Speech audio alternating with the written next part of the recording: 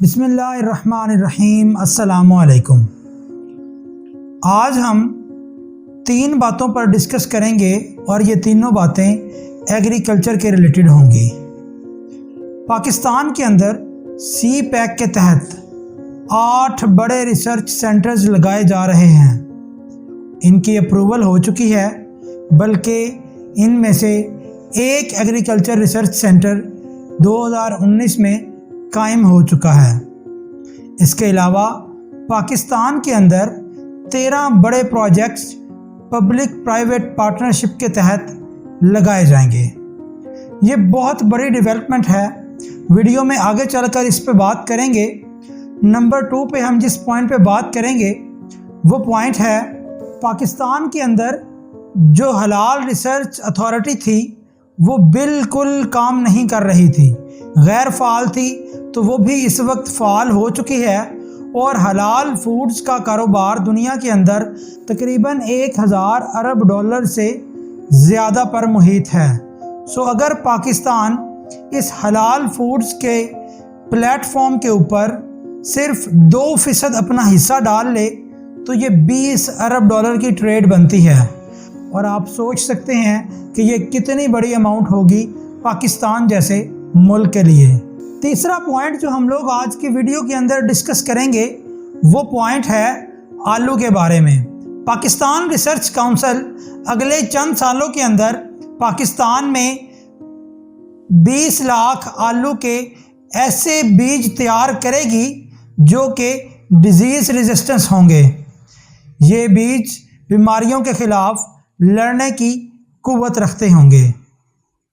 सबसे पहले हम लोग डिस्कस करते हैं अपने पहले पॉइंट को कि CPEC के तहत पाकिस्तान के अंदर 8 बड़े रिसर्च सेंटर्स कायम किए जा रहे हैं। इनमें सबसे बड़ा जो रिसर्च सेंटर है वो कराची में बनने जा रहा है और उसका नाम है पेस्ट रिसर्च कंट्रोल इंस्टीट्यूट। ये रिसर्च सेंटर पाकिस्तान के अंदर फसलों के ऊपर जो कीड़े मकोड़े आते हैं उनके ऊपर रिसर्च करेगा और इन कीड़े मकोड़ों से लड़ने के लिए कुछ दवाइयाँ बनाई जाएंगी और कुछ ऐसे बीज और पौधे बनाए जाएंगे जो खुद ब खुद इन बीमारियों से लड़ने के लिए कुव्वत मुदाफ़ियत रखते होंगे। खुद ही रेजिस्टेंस पावर इन पौधों के अंदर और इन बीजों में होगी, जिससे पाकिस्तान की फसलों पर आने वाले जो हशरात और कीड़े मकोड़े हैं इनका ख़ात्मा मुमकिन हो सकेगा और पाकिस्तान में एग्रीकल्चर की जो प्रोडक्शन है वो ज़्यादा हो जाएगी। पाकिस्तान में जो दूसरा रिसर्च सेंटर इस हवाले से बनेगा वो सीड पर काम करेगा। आप लोगों में से जो किसान हैं या किसान फैमिली से ताल्लुक़ रखते हैं वो लोग जानते होंगे कि पाकिस्तान के अंदर सबसे बड़ा मसला बीज का है। पाकिस्तान में जो बीज है वो आला क्वालिटी का नहीं होता और पाकिस्तान की ज़राअत को जानबूझकर दुश्मनों के एजेंडे के मुताबिक नुकसान पहुंचाया जा रहा है। आप जानते हैं कि 2006 के बाद एग्रीकल्चर के ऊपर पाकिस्तान में कोई खातिर खा काम नहीं किया गया, जिसकी वजह से पाकिस्तान की जो रिसर्च है वो काफ़ी हद तक पीछे जा चुकी है और पाकिस्तान में आला क्वालिटी के बीज तैयार नहीं हो रहे। क्योंकि आप लोगों को एक और बात ये भी बता दें कि बीज का जो हिस्सा होता है किसी भी फसल की प्रोडक्शन के अंदर वो तकरीबन 60% तक होता है। यानी कि अगर बीज की क्वालिटी अच्छी हो और वो प्रॉपरली उसके ऊपर वर्किंग की जा सके तो जो फसल है उसकी पैदावार 60% तक इंक्रीज़ हो सकती है। पिछली हुकूमतों ने एग्रीकल्चर के ऊपर कोई खातिर खा काम नहीं किया, लेकिन पिछली हुकूमतों की जो प्रायोरिटी थी वो सिर्फ शायद इंपोर्ट थी, क्योंकि इंपोर्ट से ही पैसा बनता है। पाकिस्तान की एग्रीकल्चर को नुकसान पहुंचाया गया और आपको ये भी बताते चलें कि भारत ने पाकिस्तान की एग्रीकल्चर को तबाह करने के लिए اربوں ڈالرز کی انویسٹمنٹ پاکستان کے اندر کی ہے، پاکستان کا پانی روکنا چاہا ہے، پاکستان کے چناب اور جہلم کے اوپر انڈیا نے ڈیمز بنائے ہیں، لیکن اب اللہ تعالیٰ کا شکر ہے کہ پاکستان کے اندر ڈیمز بننے شروع ہو گئے ہیں۔ پاکستان میں حالیہ بارشیں کافی زیادہ ہوئیں، جن کی وجہ سے پاکستان میں کچھ بچت ہو گئی، ادروائز پاکستان میں شاید اب قحط کی سی صورتحال بننا شروع ہو جاتی۔ دوستو آپ کو ایک اور بات بتائیں کہ پاکستان میں اس وقت جو مہنگائی ہے، اس مہنگائی کے پیچھے بھی بڑی وجہ یہی ہے کہ جو ایگریکلچرل کی فیلڈ کے اندر اس فیلڈ میں پراپر کام نہیں کیا گیا۔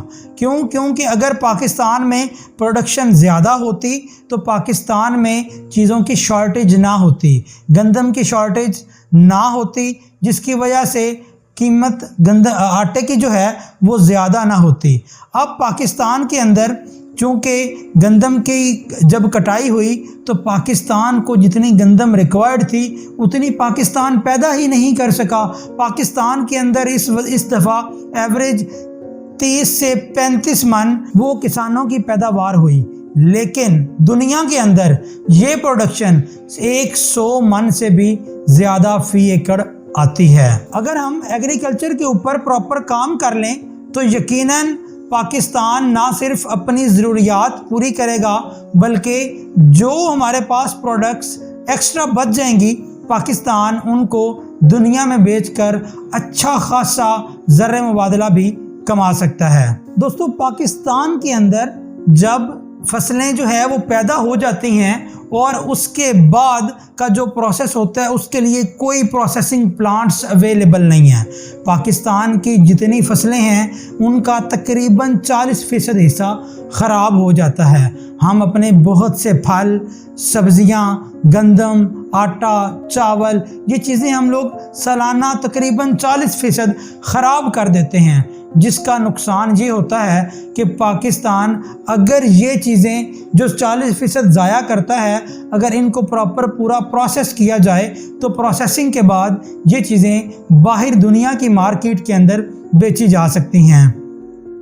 اسی حوالے سے سی پیک کے تحت پاکستان نے ایک پروسیسنگ پلانٹ لگانے کا فیصلہ کیا ہے۔ یہ پروسیسنگ پلانٹ پاکستان کے اندر پبلک پرائیویٹ پارٹنرشپ کے تحت لگائے جائیں گے۔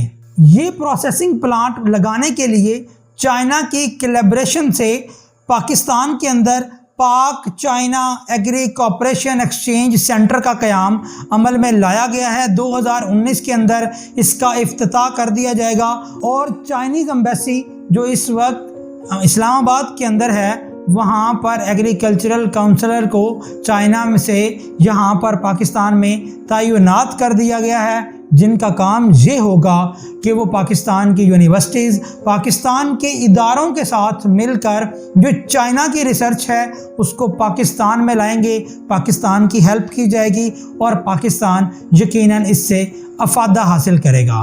دوستو اس کے علاوہ پاکستان میں 13 بڑے پروجیکٹس لگائے جائیں گے۔ یہ پروجیکٹس پبلک پرائیویٹ پارٹنرشپ کے تحت ہوں گے اور یہ پاکستان کے مختلف صوبوں میں لگیں گے۔ ان پروجیکٹس کا مقصد یہ ہوگا کہ پاکستان کے وہ علاقے جہاں پہ ایک اسپیشل ایریے کے اندر زیادہ ایک خاص قسم کی فصل جو ہے وہ زیادہ پروڈیوس ہوتی ہے، اس فصل کے اوپر پراپر ورکنگ کر کے اس کو پروسیس کر کے اس کو انٹرنیشنل کوالٹی کے مطابق لا کر دنیا کے اندر ایکسپورٹ کیا جا سکے گا۔ اس کے جو پلانٹس لگ رہے ہیں آپ کو پتہ ہے کہ ساؤتھ پنجاب اور انر سندھ کے اندر جو سینٹرل سندھ ہے وہاں پر کھجور کی کاشت بہت زیادہ ہوتی ہے۔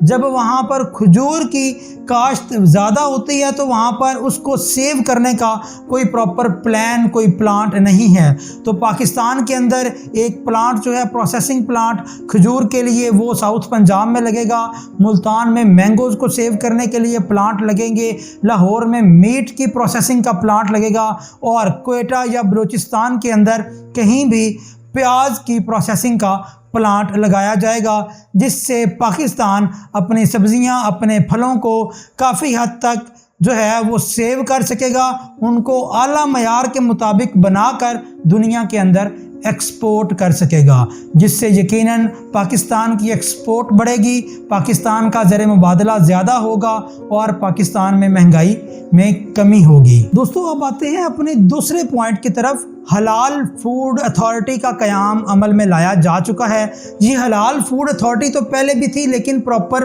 गैर फ़ाल थी। अब हलाल फूड अथॉरिटी को प्रॉपर पूरा प्लान करके तरतीब दे दिया गया है, कानून साजी कर ली गई है। हलाल फूड अथॉरिटी का काम सिर्फ ये नहीं है कि पाकिस्तान के अंदर एक हलाल फूड होता है और ये जनाब कह देते हैं जी ये हलाल फूड है। इसकी प्रॉपर पूरी सर्टिफिकेशन होती है और ये दुनिया के अंदर 1000 अरब डॉलर से ज़ायद की सनत है।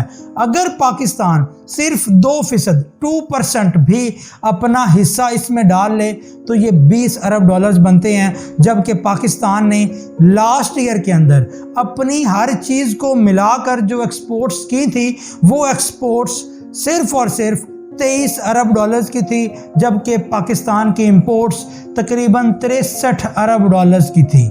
सो आप ये अंदाज़ा लगा सकते हैं कितना बड़ा गैप है। अब हुकूमत ने इस तरफ तवज्जो दी है ताकि पाकिस्तान के अंदर एक्सपोर्ट्स को बढ़ाया जा सके। दुनिया के अंदर हलाल फूड एक्सपोर्ट करने वाला जो सबसे बड़ा मुल्क है वो ब्राज़ील है।